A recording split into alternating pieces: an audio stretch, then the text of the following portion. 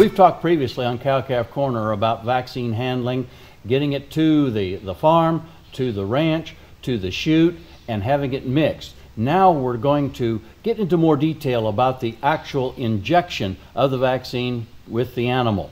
John, I think first of all we need to talk about how we're going to go about properly getting the vaccine into the syringe that we're going to use. You bet, Glenn. There's several ways we can stub our toe getting the vaccine from town to the calf. Now, it goes without saying that our syringes are clean. The syringes that we're going to use for modified live vaccines have not been exposed to any disinfectant or any alcohols as such, and that they're in good working order. Now then, getting the vaccine in the syringe, we get us a clean needle. Clean, sharp needle. Now we're ready to pull up our vaccine.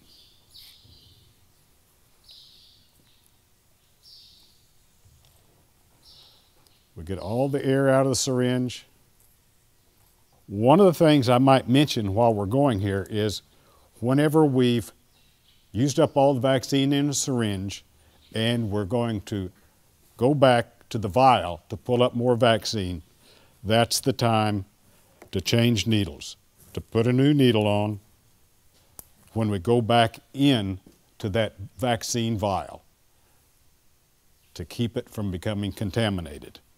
Now then, vaccine needle size. If we're going to use the vaccine subcutaneously, I usually use a 5/8 inch needle, 5/8 or 3/4. Just to give us an idea of where we want to put these vaccines, we have a triangle that lays right in here on the side of his neck. There's a ligament up here that nothing will be absorbed from, and right down here are his vertebrae that we don't want to inject in there, and right here is his shoulder blade. So this area right in here is where we deliver our vaccines, whether IM or sub-Q. Now then, to give sub-Q injections, to get the feel of it, we grab up some of this, form a tent, and we put the needle in right there.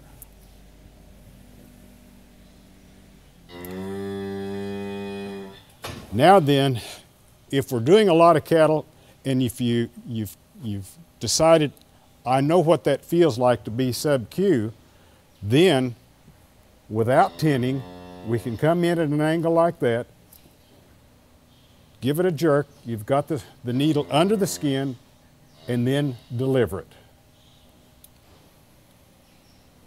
And you're out. And we're using a 5/8 inch needle.